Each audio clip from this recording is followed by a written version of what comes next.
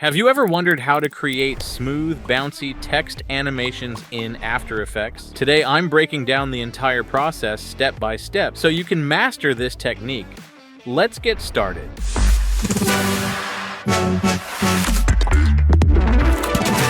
Let's create a new composition with 1920 by 1080. Our frame rate is 29.97 and the timeline duration is 10 seconds. We renamed the composition to main comp, and we can leave the color settings as they are. Now we have two text layers, and we'll create a transition animation between these two texts. We'll apply Murph animation to transition Murph to how to, text to make, and animation to Bouncy.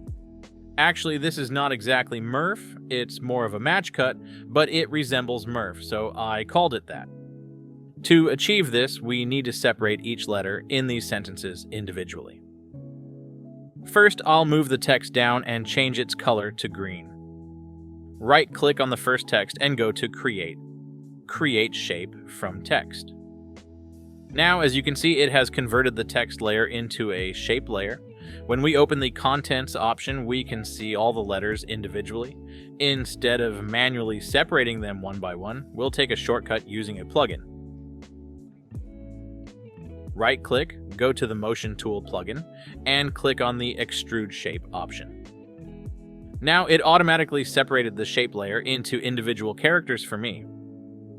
Let's change the layer colors to yellow and temporarily close these layers.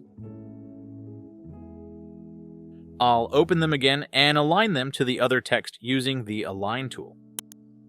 Now let's add a guide to the word How To and adjust the position values so that the other text aligns with this guide. Again, I'll right-click on the text and go to Create, Create Shape from Text, and repeat the same process. I'll click on Extrude Shape again, and the plugin will handle the separation automatically. Let's enlarge the timeline and change the layer colors to pink. Then I'll change both text layers to red for reference. Now let's lock these layers and move on to the animation. Animating each letter individually by setting keyframes for their position would be very tiring. But don't worry, I have a great technique for you. We will apply the animation to a single layer and then copy the keyframes to other layers. After that, we will arrange the characters using null objects to align with the reference text. Don't get confused, I'll show you everything step by step. We need the M and H characters for now. Let's align the words have to and Murph one below the other. Now I'll select the M and H letters and make them visible. I'll go to the beginning of the timeline and add a position keyframe. Then I'll move 16 frames forward and adjust the position values to lift them upward. Now I'll add a reference line below. Moving another 16 frames forward, I'll align the selected letters with the guide, and I add another reference line here. After setting the keyframes, I'll press F9 to ease them. Using the Motion tool, I'll set the keyframe values to 80 to 80. If we check the graph editor, we can see that the values are automatically set to 80. Now we don't need the word have to. These letters are already present in the first sentence, so there's no need for them in the next part. That's why I go to the center of the graphic and crop out word like this. Don't forget to select your layers and enable motion blur. We've created the transition between these two letters, and now we continue with the letter M. After the third keyframe, let's move forward by 4 frames, and we'll position it below the reference line this time. Now I move forward by 1, 2, 3 frames, and this time we'll place it slightly above the previous position. Let's continue. 1, 2, 3. Now let's copy this keyframe and adjust it slightly lower this time. Again, 1, 2, 3 frames forward, and now I'll copy this keyframe and move it up to this point. Again, 1, 2 frames forward, and this time I'll copy this keyframe and lift it up to this point. 2 more keyframes left, 1 and 2, and we continue with the same process. For the last one, again 1 and 2 frames forward. Then I'll copy this keyframe and place it back to the first reference line. We've given it 1 frame here. Let's change it to, and let's set the keyframe values to 80. Alright, now it looks good. We can also shorten the distance here, there's too much space. Now I'm copying the position keyframes here, closing all of them, and then selecting all the layers. After that, I press Ctrl+V to paste these position values onto them. Let's open all of them and take a look. Naturally, all the characters go to the same position. No problem. On the left, Void comes to our rescue. It literally saves us from having to create null objects for each character one by one. Let's go step by step, right?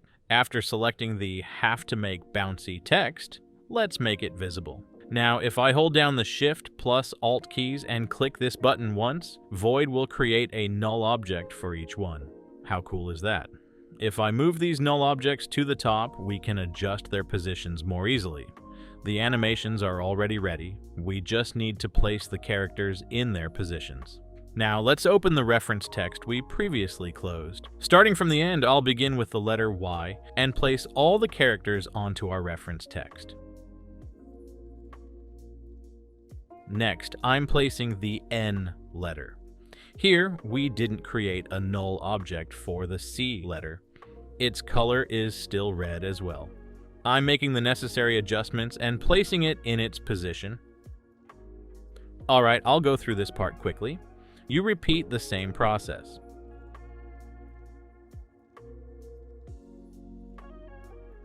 Finally, if we place the H letter in its position, our process is complete. After getting rid of these null objects and playing it, as you can see, all characters now have the same animation. Let's enlarge the timeline again and select the Morph Text Animation words in order. I selected all the characters, right-clicked, and chose Invert Selection to hide them. Again, Invert Selection, and this time let's make the letters we need visible. Let's exit the timeline and hold down Shift plus Alt while clicking on Void once more. Just like before, it automatically created all the null objects for me. Let's move them to the top again and open their positions. Actually, we don't need these. Let's also make the other reference text visible. We'll start from the end again. We forgot to hide the C letter. Let's move it to its position.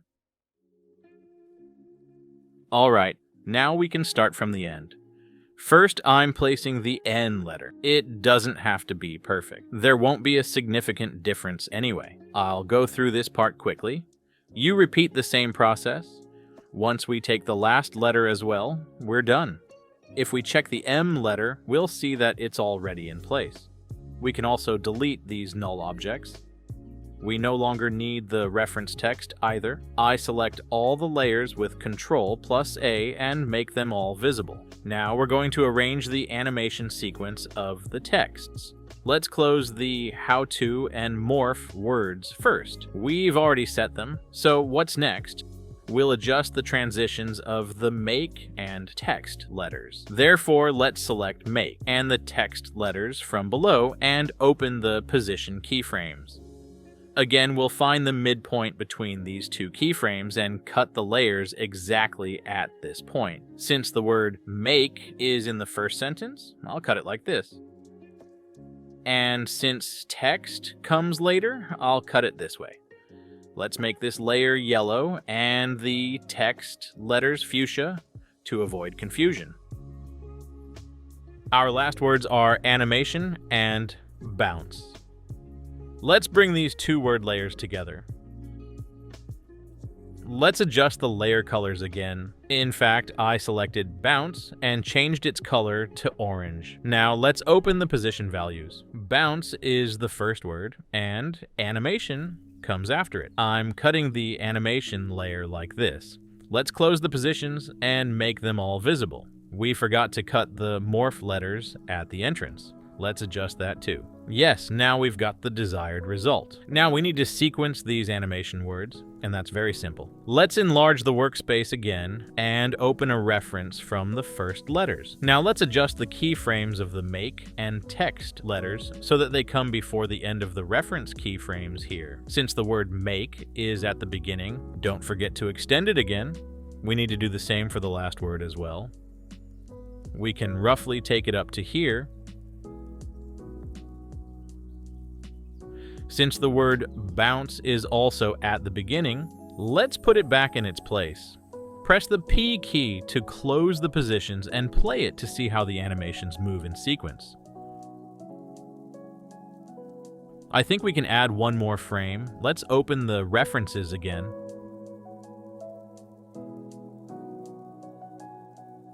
I've set it to add one frame. I also added one frame here. Let's play it again. Yes, it looks pretty good now. Now, how are we going to make this more effective? There's a very sharp drop in this animation. To make it look more realistic, we can give some elasticity to the words. This way we can create a slight bounce effect during the drop. I'm coming to the morph word and adding two guides at the beginning and end of the word. Then I extend the how-to layer to the second keyframe. Then, while on the second keyframe, I bring the position value to the top of the morph word and slightly compress the letters inward in sequence. Let's pull the to word a little to this side first. Then I'll lift the O, W, and T letters slightly upward. While the W letter is selected, I'll raise its position a bit more. Since we're done with this, let's bring it back to its place and close the position value. It seems we can lift these three letters a little more. Let's adjust the W letter like this. Let's watch it again. Yes, now it looks even better. We need to apply the same process to all our letters. Let's close these. Open the position values of the morph letters. Again, while on the second keyframe, I'm selecting these three letters. After raising the letters a bit, I also lifted the R letter slightly more, just like the W letter. The value we gave in the previous keyframe needs to be applied to the subsequent keyframes in the same way so that the animation is smoother. Again, I select these three letters. This time I'm lowering them. Then I move to the next keyframe. Now we need to soften the values a bit here. I raise them slightly. I also select the R letter and slightly lift it as well. Continuing on, not too much, we will lower it a bit. After adjusting the R letter like this, I only raise the R letter here. I don't touch the next keyframes, they will remain as they are. We've achieved a nice elasticity effect between the letters. Now we'll apply the same process to the other words as well.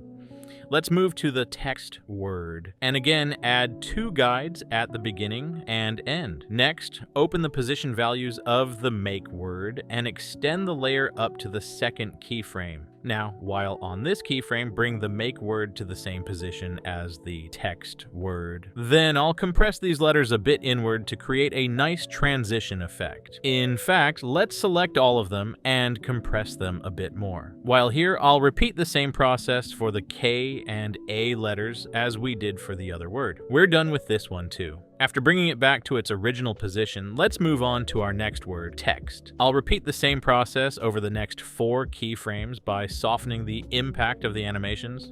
This also looks pretty good. So, what's next? Only the bouncy and animation words are left. Again, open the position values and extend these layers up to the second keyframe. After adding reference lines for the animation word, let's bring the bouncy word to the center of this area. Then we'll widen these letters a bit. Yes, that looks good. Now, while here, I'll select these 3 letters and raise their position values. I'll apply the same process over the next keyframes and the animation word as well. By slightly reducing these values at each keyframe, we'll both adjust the speed of the animation and make it look more realistic. Thus, we've completed our animation. As you can see, we've achieved a pretty smooth and impactful result. Now let's enlarge the timeline again and turn these words into compositions. Select the words How to Make Bouncy, right-click, and choose Pre-Compose. Then rename it to How To. Now I'll select the remaining words, right-click, choose Pre-Compose, and rename it to Bouncy. After reducing the timeline, we can now open the background layers. We can also change the colors of these texts by adding a gradient ramp over them. After changing this black color to a more vibrant color, it looks better. I copy this effect and add it to the other text as well. Now go to New Adjustment Layer and apply the Add Grain effect, Output to Final Output, Intensity to 0.3, Softness 0, and I'm using the Monochromatic option as unchecked. Now we have a nice noise effect. Also, we have two background layers here. Since there's a twirl effect on the first background, I copied the layer and deleted the twirl effect from the lower background layer. For the colors, I used a 4-color gradient and chose dark tones. And also, I added a light sweep on top to give a nice effect. To add some extra movement, I applied a twirl effect to it.